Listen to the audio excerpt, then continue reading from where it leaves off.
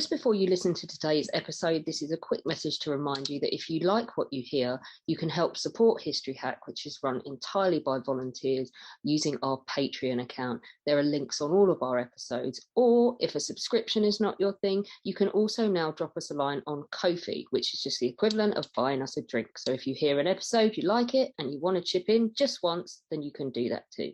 Thank you. Hello and welcome to another instalment of History Hack. I'm very excited today. Today I've got with me Marc Baer, who is a professor of Middle Eastern and European history at the London School of Economics and Political Science. He's a prize-winning author on several associated themes, but we're here today to talk about his fantastic new book. It's just an epic, sweeping history of 600 years of the Ottoman Empire. Marc, welcome. Thank you, welcome, and thank you for having me on the show. Oh, I can't wait for this. So we've discussed this and we thought 600 years is a lot to get into 1 hour of a podcast. Because I do everything as a First World War historian that's miserable and bad about the Ottoman Empire and it's all falling apart and it's the sick man of Europe and all the sad bit, I think we're going to do instead the rise of the Ottoman Empire today, aren't we? And talk about the glory years and all of the great things it achieved. So... But you use this phrase, the sick man of Europe. Yes. Now, this is Russian propaganda. It is. Russian propaganda, never. Why should we introduce the Ottomans with Russian propaganda? The idea that the Ottomans are the sick man is something that you know about, a lot of people know about. But what I'm interested in that phrase is the second half of the phrase, of Europe. This is what everyone always misses. He was saying, yes, in their view, the empire was decrepit, about to collapse, and all the other European powers could divide it up among themselves. Fair enough, that's where all the literature is. But in my book, I talk about the other half of that phrase, of Europe. And I talk about how actually the Ottomans were of Europe from the 14th century. So that's you know, as an Ottoman historian, we often have to flip things around and change the perspective, which also helps us rethink European history as well. It does as well. And it's this kind of Europe is superior to everybody else attitude, which we're just basically going to crap all over today, aren't we? Because we're going to talk about the fact that the Ottoman Empire clearly is not just of Europe, it's massive. So you've started to tell me really, but why is this book different? When you sold it to your agent or publisher, what was the so what that they want? And why did this story need a rewrite? Well, one thing is that we haven't had an overview of Ottoman history written by an actual Ottomanist scholar for 16 years. Oh, wow. So the last great epic sweeping account based on Ottoman sources written by a bona fide, scholar of Ottoman history was Caroline Finkel's outstanding Osman's Dream from 2005, also published by the same press. So they wanted an update. They wanted to know, in the past 15 years, what is the new scholarship, what has been revealed, and also what is my research shown. So it wasn't a difficult sell at all. In fact, they had to sell me on writing the book. Brilliant. I love it. So let's go right back, because I don't know anything about this, the very foundations of what became the Ottoman Empire. You describe it as a frontier principality to begin with. And this is at the back end of the 13th century. Is that right? That's right. Although the years are sort of, they're unknown. We don't know if this person, Osman, got his start in the 1250s, in the 1290s. We don't know much about Osman, the epic founder of the dynasty. We know about his son, Orhan, and we could date him in the early 14th century. But what we now think happened was that the Mongol Empire, which was the greatest empire we know, sweeping across the world, Eurasia, the Mongols had been moving from east to west, conquering, establishing different appanage, different parts of the empire. They swept into the Middle East, and ahead of them, with them, and sometimes fleeing from them, were these Turkic peoples. And we think now that Osman, this epic figure, was probably actually sent by the Mongols ahead of them west, further west into Asia Minor, into what is today Turkey, to continue the push, the settlement, the sweeping movement against the West. That's what we think now. So there's sort of, there's this, you think of Mongol and Turkic horsemen, think about them, they're nomadic. As they move into the Middle East, they become semi-nomadic. They eventually will settle down, and they're pushing west against the Byzantine frontier. The Byzantines are, of course, the Eastern Roman Empire. And so it's somewhere in the late 13th century in northwestern Anatolia that Osman begins to settle down and to raid, launch, military raids against whoever's around him. Mm. Turks, Christians, Armenians, Greeks, and he begins to take these different people along with him, whether they're Christian, whether they're Muslim, whether they're Greek, whether they convert to Islam or not, and they capture a grand total of 4 castles. Oh, wow. That's still 4 more castles than I've got, to be fair. I don't have any castles either. They capture 4 castles, and this will be the kernel from which the empire, especially under Osman's son Orhan, will really begin to expand by settling down, by bringing in many more Christians, also Muslims, to continue the raiding, the predatory raiding, the attacking settlements, to steal their whatever they have. Eventually, under Orhan, they'll be able to start seizing cities as their armies grow larger and they improve their technology. They're able to actually take Byzantine cities. So really, the Ottoman Empire is going to begin the early 14th century, really under Orhan, Osman's son, in northwestern Anatolia. What's really interesting for me is already you're talking about Christians and Muslims. People think of the Ottoman Empire as a brown empire, as a Muslim empire, but this whole area has sort of been ravaged by the Crusades, hasn't it? So it really is a melting pot of different cultures and religions. Absolutely. And we think of this as a Turkish empire. Mm. Yes, there were Turks. Turks were a major factor in it, but there were also, and when we think of Turks, we think of Turks as being Muslim. Mm. But it's also that we have to think about what that means, because first of all, some of these Turks were actually Christian. So all of the Turks around there were not Muslim. Also, we have to think about it. What's new about my book is how I talk about the kind of Islam that the dynasty supported over the centuries, how it changed over time, and how the Muslims around Osman, some of these characters we wouldn't recognize today as being proper Muslims, people who engage in all kinds of activities, believing that the world was ending, and they were these mystics, and they were able to break all the rules of society in order to be more spiritual and closer to God. So these kind of people are often forgotten about. Have you seen this series on Netflix called, what do they call it in English? They call it Resurrection Ertuğrul. No, I haven't. Oh, you've got to watch. Well, don't watch, or do watch it, or don't watch. Is it painful to watch, but still you've got to? Is it like The Crown for me? All wrong, but you can't help but watch it. Yes, I mean the costumes. The costumes are fantastic. Absolutely, the camps when they show these Turkish. This is before the Ottomans, but these Turkic camps, they've really recreated it well. But what they do, well, there's a lot of violence, so it's not for the faint. I lost track of how many Christians were killed in the first episode.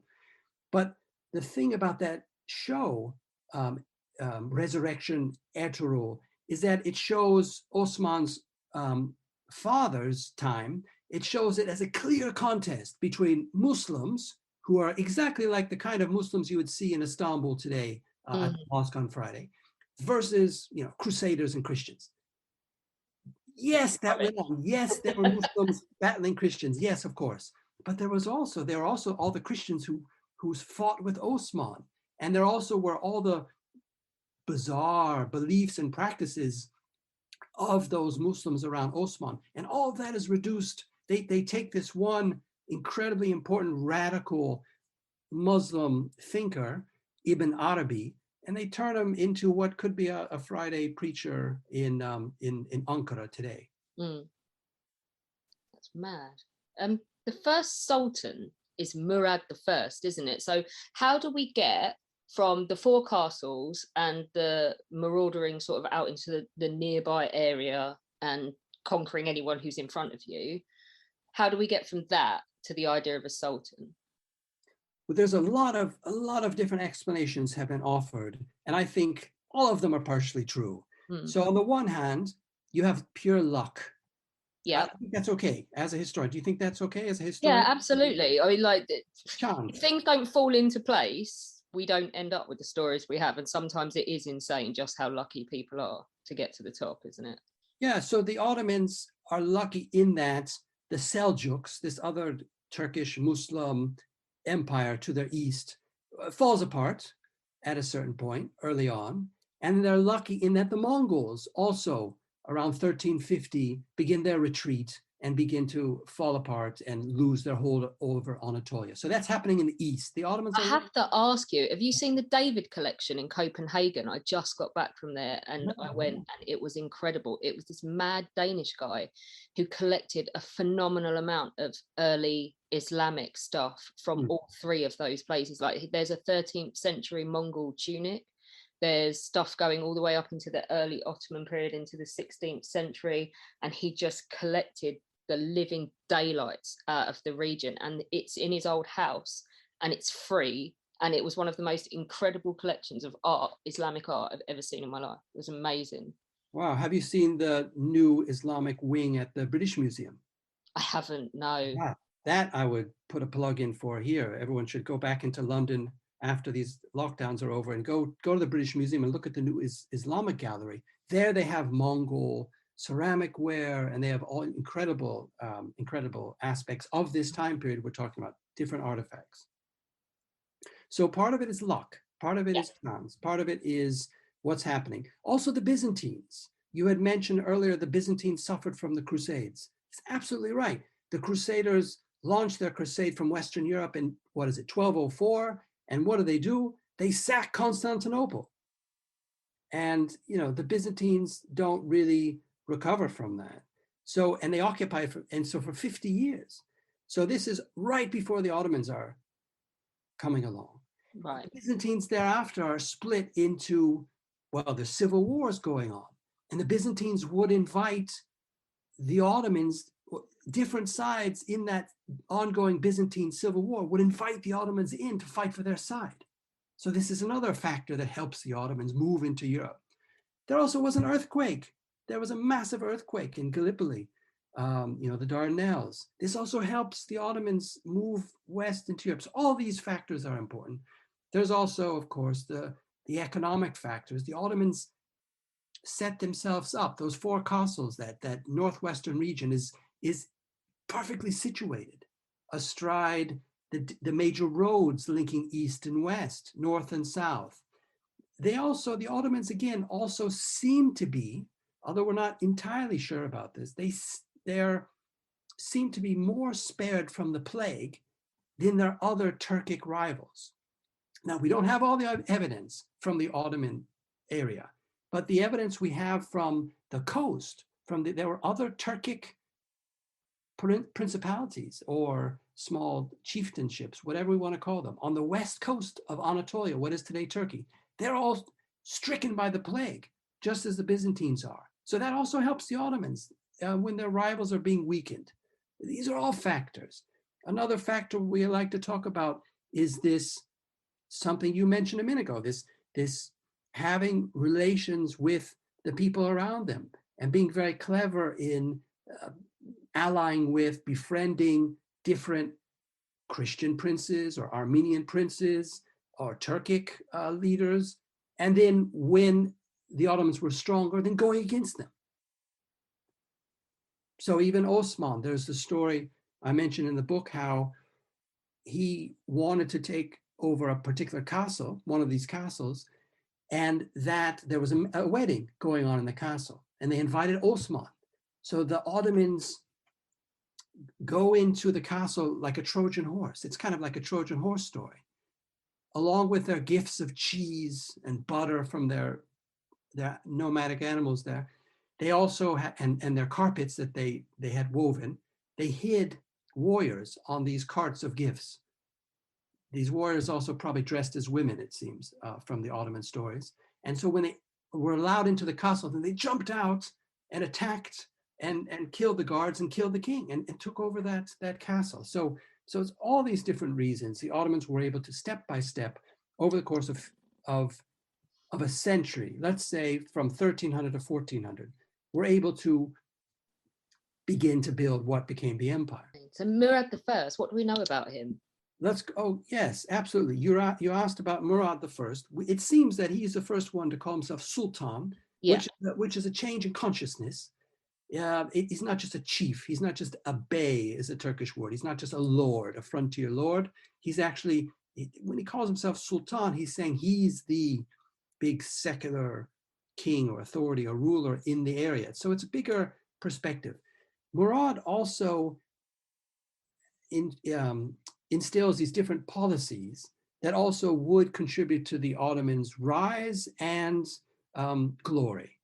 So one of the things we attribute to him is his organization of the first janissary units. And janissary is the English word from a Turkish phrase meaning new army or new soldiers. So Murad takes these prisoners of war that were captured and he makes them into his loyal following. These were Christians. So he takes captured Christians and they're converted to Islam and they're circumcised and they're taught Turkish and all that. And these would be the idea was that these people would be trustworthy. And what they began to do was, at first, they may have started with prisoners of war, which were grown men, but very quickly, they would begin to take children from Christian villages and cities. So they were young, and they would take the children, and again, they would convert them to Islam, they would teach them Turkish, and they would train them in the different arts based on their mental and physical capabilities. Their standing is kind of similar to the Vatican Guard, isn't it? They're like an elite chosen ones. Absolutely. Yeah. Absolutely. These would be the elite. These would become the infantry corps. These would be the ones that had, weapons.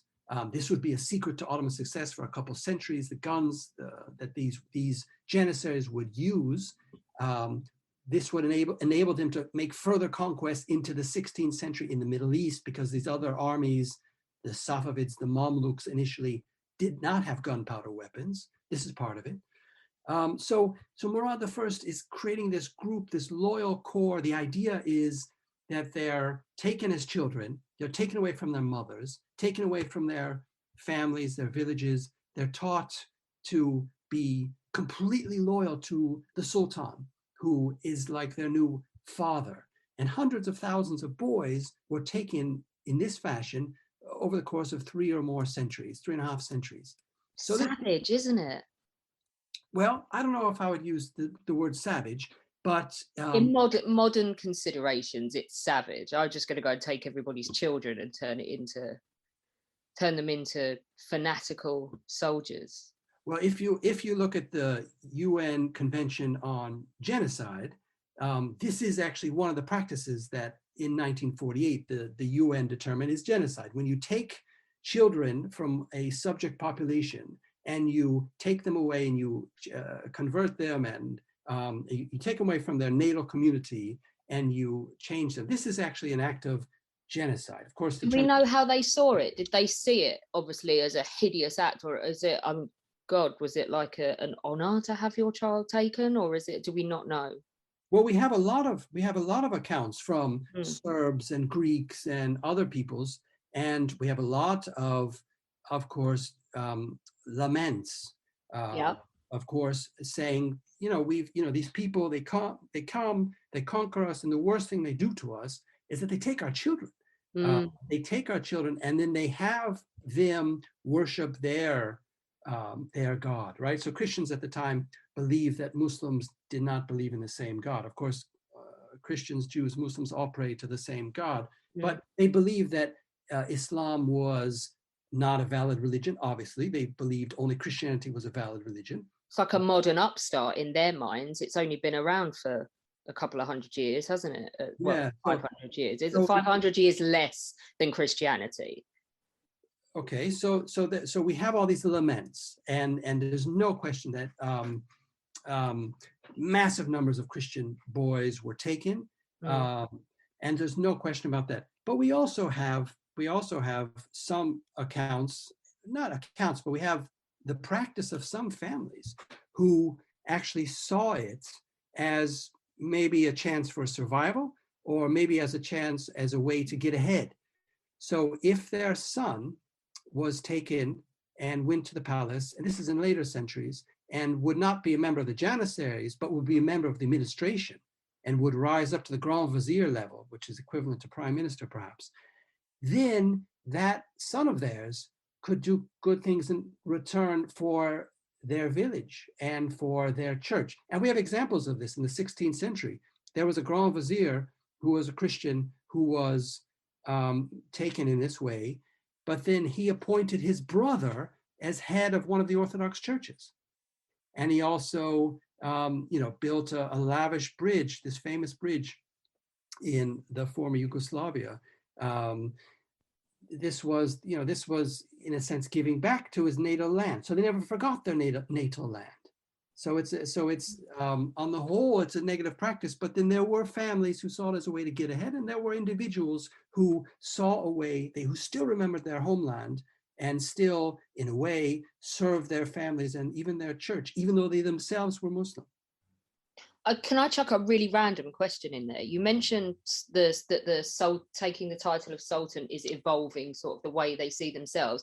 Is there a parallel with, obviously in the West and with kings, we have the divine right of kings and they see themselves as an instrument of God and put there by God. Is that the same for the Sultan? Does that become a view of the person given the job?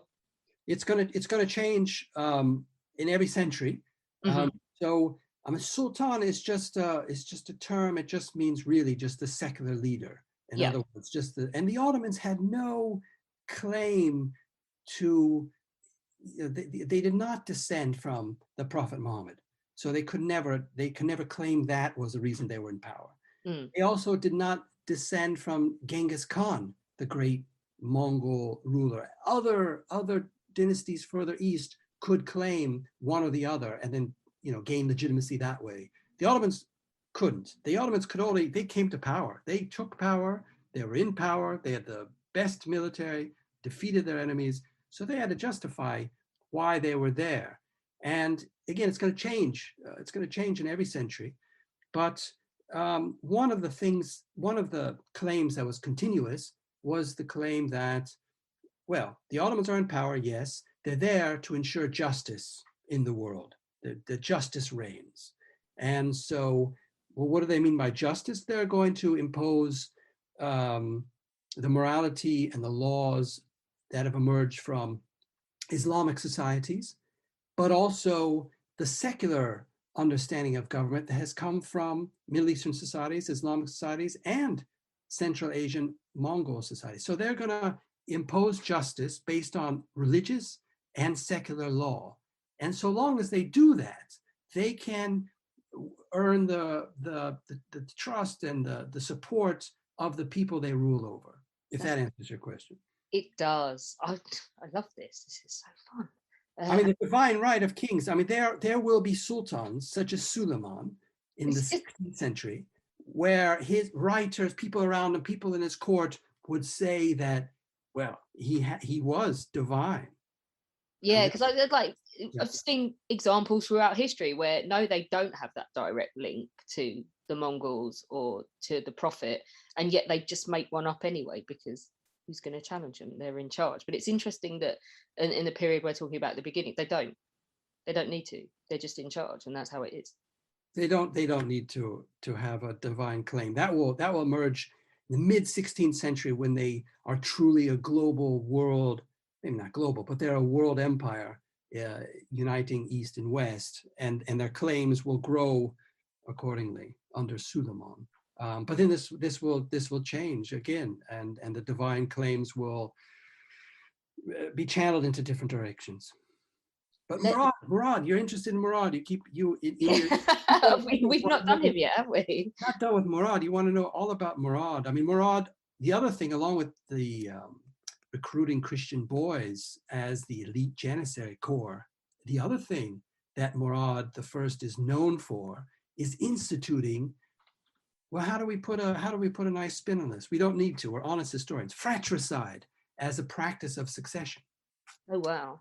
So this is Murad the First, who we think, I mean, as from everything we know, he's the one who insists that the person, the man who will take power, will be the strongest, the most capable amongst all the sons of the Sultan.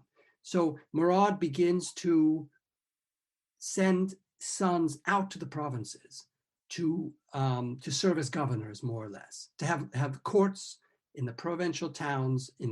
These are places, provinces that they've conquered from other Turkic peoples in what is today Turkey, and he sends them out with their mother, because they're young, to train them to be future leaders. And when the Sultan dies, the custom is, and it'll become law as well for the Ottomans, custom and law is that the sons then have to race to the capital to seize the throne. And the way this happens is, of course, they're going to have to fight their brothers. The brothers are in different provincial capitals. They're going to have to battle it out.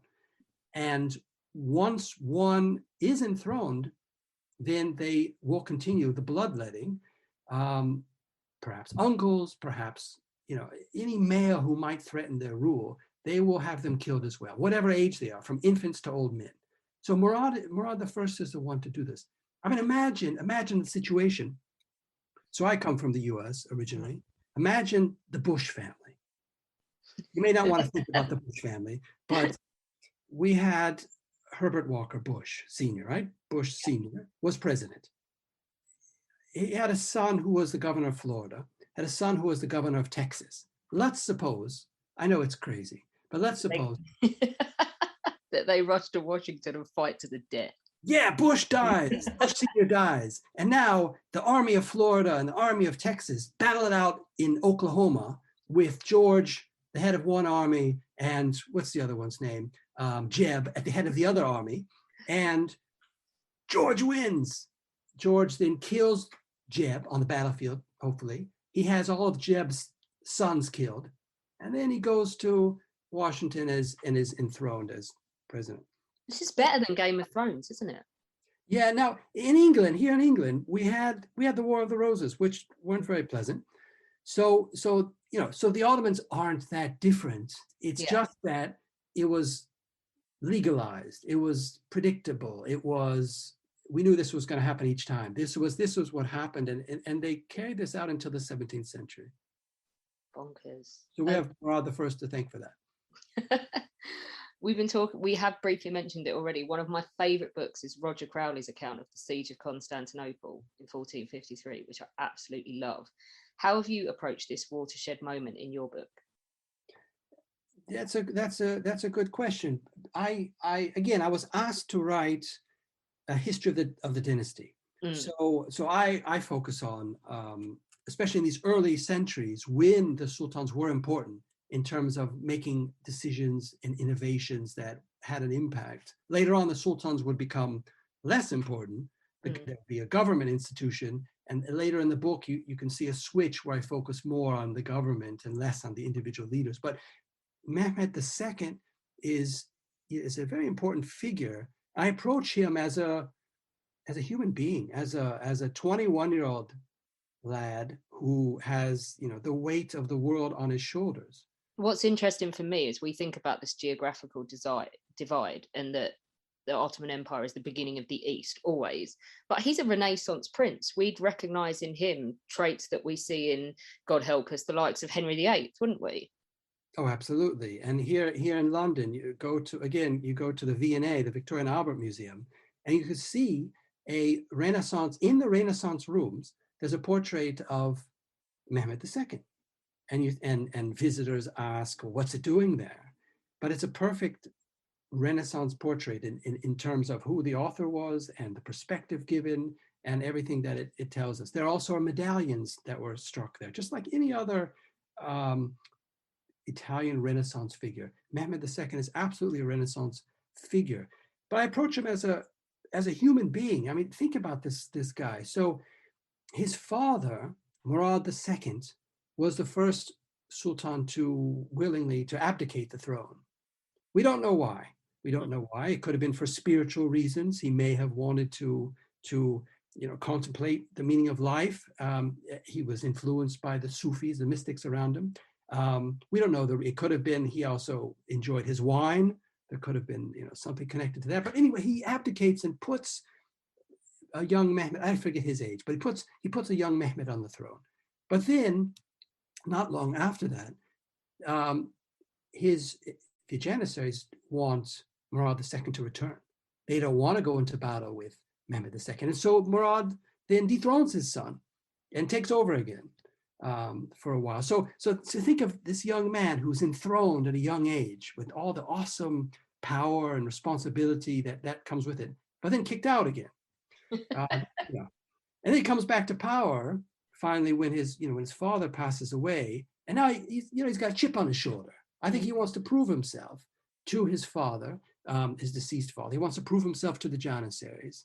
And so he's 21.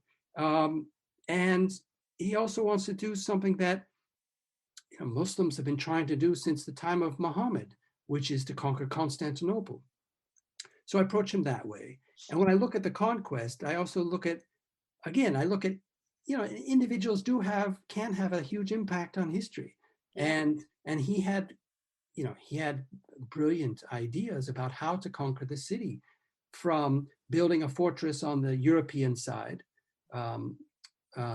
at the narrowest place of the Bosphorus, also to dragging part of his navy overland to avoid a large Byzantine chain, to put his navy into the Golden Horn right next to the walls of the Byzantine city, and also having a Christian convert from Hungary, cast the largest cannon the world has ever seen to smash the outer wall. So these are all really brilliant military moves that he celebrated in Turkey since the 1950s, since the anniversary of the 500th anniversary of the conquest.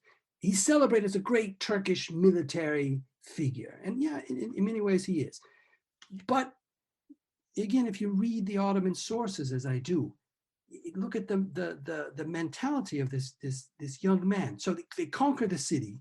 He lets his soldiers run wild, as was the custom in the world at the time, for a day, looting, raping, robbing, destroying, burning, trampling. Then when he enters the city, he looks around and he says, what have we done? What have we done to this great city? And he's actually quite melancholy. He's quite sad. And by the time he rides his white horse all the way to what is today, what is Hagia Sophia, the Church of Divine Wisdom, right? This great, what was at one time the biggest church in the world, the center of the Orthodox community. He rides his horse all the way through the city to Hagia Sophia. And he, again, according to his writers, they attribute to him looking around and reciting a couplet from Persian poetry, which is all about how fleeting life is and how, kings come and go and they die and, life is short. So at this moment of incredible achievement, right, the kind of thing that for 700, 800 years Muslims had wanted to do, conquering the great cathedral of Christendom, he's not celebratory. He's not boasting. He's not, smug. He's actually quite profoundly driven, profoundly disturbed in a way by what it all means. When you read the accounts, some of the accounts, it makes you think about death. And I find this So I approach him as a human being. Yeah. Now, and you had asked about him being a Renaissance leader. You agree he was also a Renaissance leader. And part of Renaissance culture was having mature men loving boys. This is part of Renaissance culture. It was part of Renaissance England. Well, it's taken from the Greeks, isn't it? That's why they're doing it. Yeah, that's right. It's the culture of pederasty. We have this in Renaissance England. We have this in Renaissance Florence, in Renaissance Italy, and not surprising, we have it in Renaissance Istanbul. So there's stories about Mehmed the Conqueror. After the conquest, he falls in love with a young Byzantine boy who is the son of one of the leading Byzantine families of the now defeated Byzantine Empire, and he longs for that boy, and he wants that boy in his palace. And again, you could imagine him being converted to Islam, being raised as a Muslim, and maybe one day serving as his Grand Vizier. But the father refuses, absolutely refuses, and actually, it may be that the boy is killed so that he will not be given to Mehmed II as an object of his love and as a future administrator in the empire. So that's also another element. And Mehmed II wrote poetry, as these sultans did, and he wrote love poetry in which he expresses longing for Christian boys. And this is something that's completely silenced by modern historians. It's right there. It's if you read his poetry, there it is, staring you in the face. But modern people, find this uncomfortable. In this country too. I mean, when we talk about the Renaissance, we tend to skip the sexuality and yeah. Don't even get me started. Our whole but I do the window philosophy. Our job is to open as many different windows, as many different views onto the past as we can, because the more windows you've got, the better view you've got of what's on the other side. Right. In my book, it's not our job to close them because we don't like particular windows. I agree. Nobody likes shifts in power, especially if they're the ones that have it. Well, obviously the people that win like them. So what kind of opposition does the Ottoman Empire face as it expands? You asked me also at the beginning, what's new about the book? Yeah. And one of the themes of the book is the internal threats to the dynasty. So, of course, the Ottomans, they have to defeat the Byzantines. They have to defeat, in order to expand and to protect themselves, they have to defeat rivals in the east, such as the Safavid Empire in what is today Iran, which emerges in the 16th century, to expand south, to take the holy places of Islam in Syria and Saudi Arabia. They have to defeat the Mamluk Empire, another Sunni Muslim Turkic empire in the south. Absolutely, there are these external rivals in their immediate neighborhoods. But in the book, along with that, I also talk about the internal danger posed by radical Sufis, by radical Muslim mystics. In every age, the Ottoman dynasty has a fine balance between gaining the blessings and the support of these radical dervishes for their ability to intervene with the divine on the behalf of the dynasty. At the same time, these radical Sufis are also, they're leading revolts against the dynasty. They are saying that their leaders, and we have this throughout the history, they say that their spiritual leaders should be sitting on the throne, not only figuratively, but the Sultan should be, has no right to be there. Their men are men of God, and they should be there. So this is something I mention in the book, that throughout these, not only in the early centuries, but until the empire's end, there are radical Sufis who are trying to assassinate sultans, who are leading massive revolts in what is today Turkey against the sultan. So this is something that's new about the book. Is it's not just about the Ottomans facing outside, defeating their Turkish and Muslim rivals, facing off against Venice in the Eastern Mediterranean and so on, but it's also about how they gain control over the people they rule.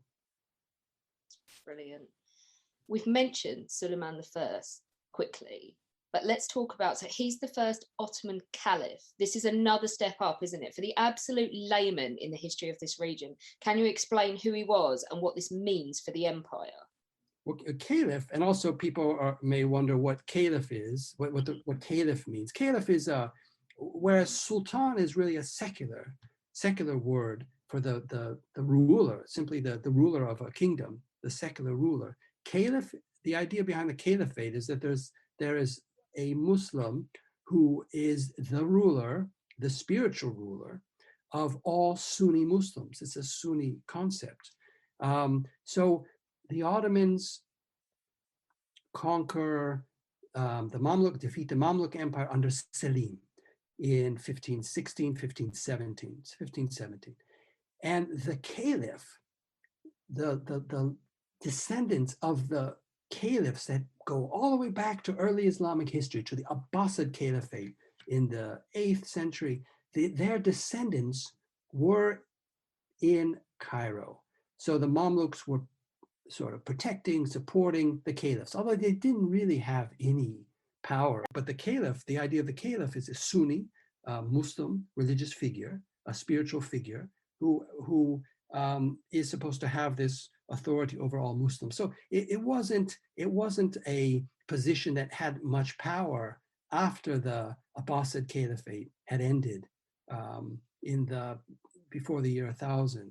But anyway, the Mamluks had the actual descendants of the caliphs. And when Selim conquered Cairo, he sent all these leading people back to Istanbul, including the caliph, the actual man who was the descendant. So the Ottomans, you can say, capture the caliphate, literally, when they conquer the Mamluks. They send this man back to Istanbul. But Selim, it seems, from what I've read, did not call himself caliph. Mm. His son, Suleiman, however, from everything I've read, was the first Ottoman Sultan who says, actually, I'm the caliph. I am the legitimate spiritual leader of all the Sunni Muslims in the world. This was a big claim, right? Suleiman had a lot of big claims. There were people around who thought he was the Messiah. Well, this is moving into the same kind of territory, isn't it, as Henry VIII, which is the monarch as the head of church and state, as opposed to before, where you were saying that they didn't make these claims. They didn't need to. Yeah, it's more similar. It's more similar to that. That's right. Tell us about the Ottoman Age of Discovery, because can you squash kind of awful stereotypes associated with this? Particularly, this is one that you pointed out, people complaining that if the Ottomans were that great, why did they never find, in bunny quotes, the Americas? Right. The answer is they didn't need to, because the world's wealth and the world's everything was in the East. So all the riches of the world were in the Islamic world, in what is today, in South Asia, what is today India and Pakistan, and also in China. So why would they sail west when they wanted the goods of the East? Well, that's the answer right there. So the Portuguese and the Spanish were trying to avoid the Ottoman middleman and tried to sail first east, but then eventually they got lost. Columbus was lost, right? Columbus was lost. What they were trying to do was to bypass the Ottomans, and because the Ottomans were not monopolizing, but the Ottomans had a great share of the trade from the East. So these rising Western European kingdoms wanted to take a share of that wealth from the East without having to wait for the goods to be shipped overland or by sea.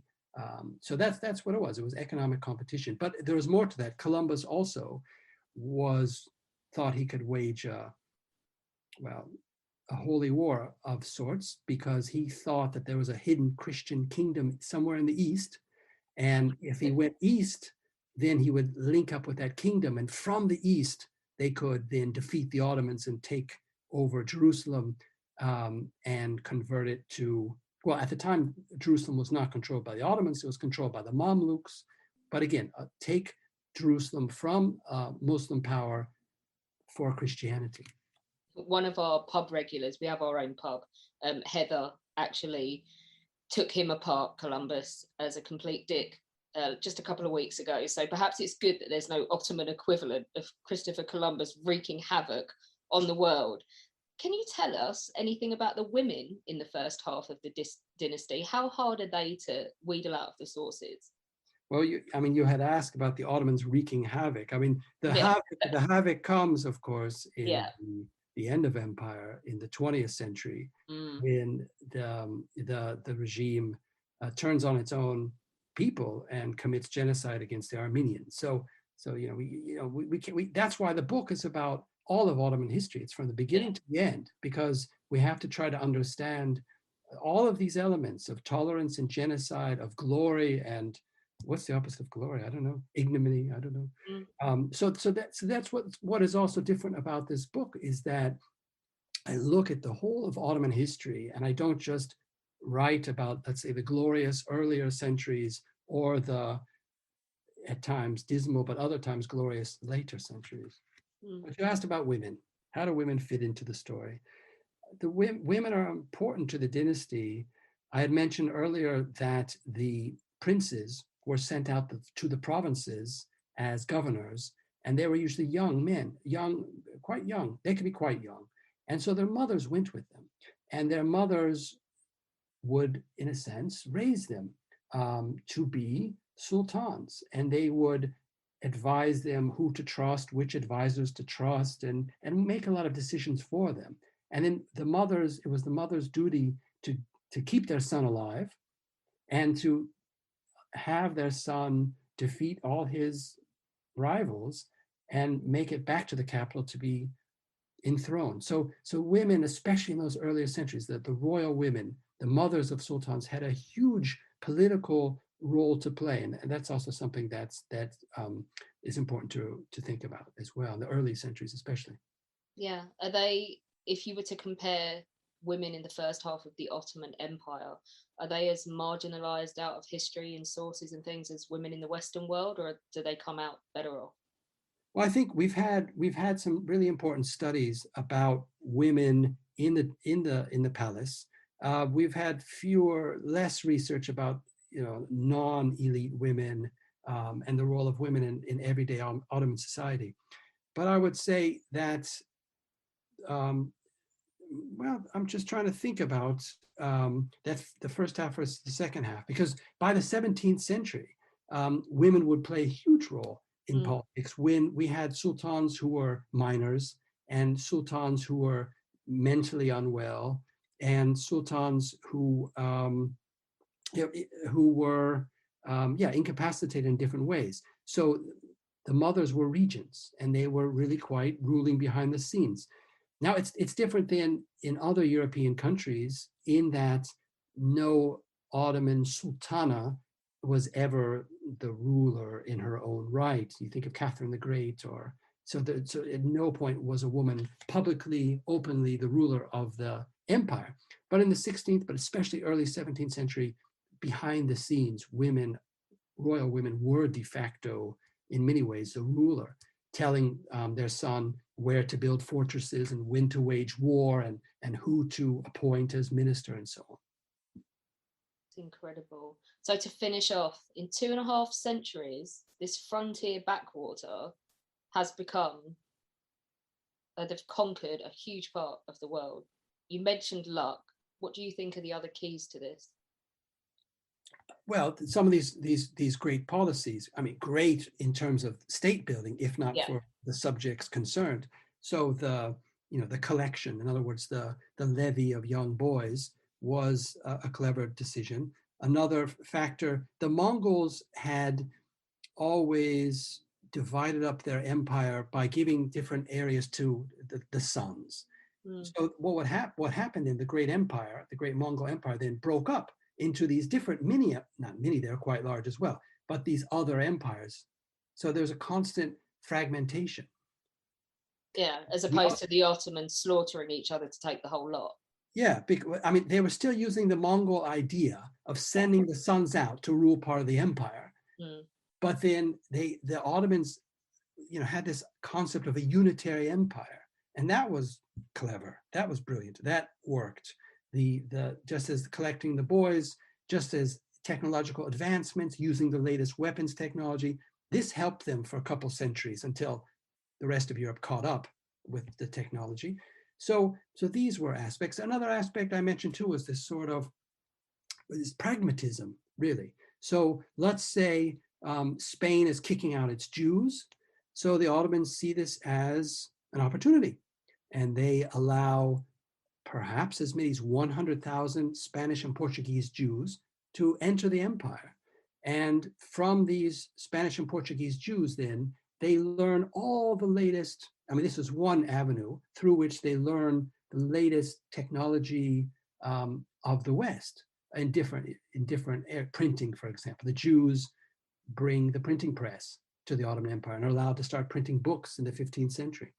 So the Ottomans were practical and they were open. Again, this goes against a stereotype of the Ottomans. They were open to innovation in every century.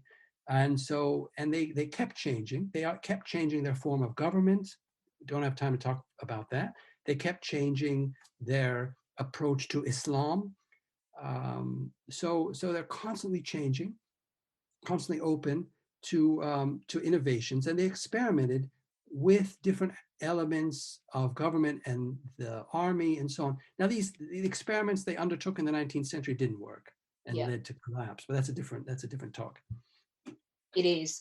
Mark, the plan for this was to tell everybody the first half so they'd run out and buy the book. Let's give them a few weeks to do that, but then this has been amazing. Will you come back and do the second half and we can talk all about government, the Balkans, Russia, and the collapse and the genocide and everything that comes in the second half of the Ottoman Empire? Yeah, I may. I appreciate your very engaged, your interest in the Ottomans. You know, when I started looking at Ottoman history 30 years ago, there wasn't as much interest as there is today. Yeah. Maybe these horrible television series get people excited to learn about the Ottomans.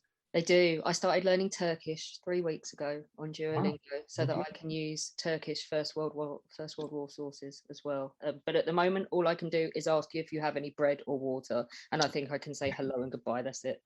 But thank you so much for coming on. The book is available via the History Hack online bookshop. Do go out and buy it. It's absolutely fabulous. It's worth it in Britain. Apparently it's a different cover in America. It's worth it just to be able to put that cover somewhere and show off when people come around your house, because it's stunning. Well, thank you very much. When our guests join us to talk about their work and their new book, the 45 minutes or so they spend with us is just a taster of all their efforts. So to this end, we have launched our very own bookshop on bookshop.org, where you can find our guests' latest and greatest books. You can support them and you can support History Hack too. 10% of every sale via our bookshop supports the podcast and allows us to keep at it and bring you more amazing guests. You can find our bookshop at bookshop.org/shop/History Hack, or just search on bookshop.org for us under the shops bit. Thank you for your continued support, and here's to your next great